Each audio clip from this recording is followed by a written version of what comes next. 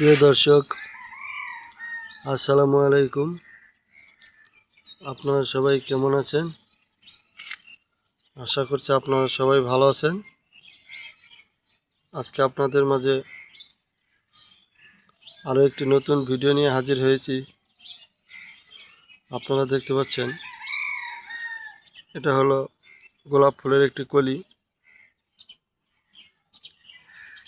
এবং ছোট্ট একটি গোলাপ ফুল গাছ আমরা টবের মধ্যে কিভাবে চাষ করেছি, রোপণ করেছি, সেটা আজকে আপনাদেরকে দেখাবো। দেখতে পাচ্ছেন, এটা হলো পুরাতন একটি প্লাস্টিকের কৌটার, তার উপরের অংশটা আমরা ফেলে দিয়ে মাটি দিয়ে এবং শুকনো পচা গোবর সার দিয়ে তারপর আমরা এখানে ছোট্ট একটি গোলাপ ফুলের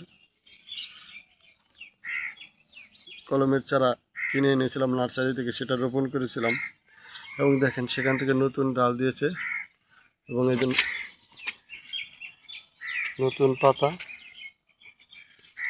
দেখতেই পাচ্ছেন। এই পাতাগুলো কত সুন্দর দেখা যাচ্ছে।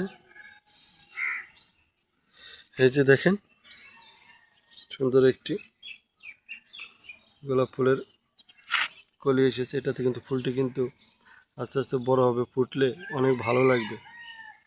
তো আপনাদের কাছে আজকের এই ভিডিওটি কেমন লাগলো আমাদের কমেন্টস করে জানাবেন। যদি ভালো লাগে তাহলে ভিডিওতে একটি লাইক দিয়ে চ্যানেলটি সাবস্ক্রাইব করে দিবেন। সবাই ভালো থাকবেন। আসসালামু আলাইকুম।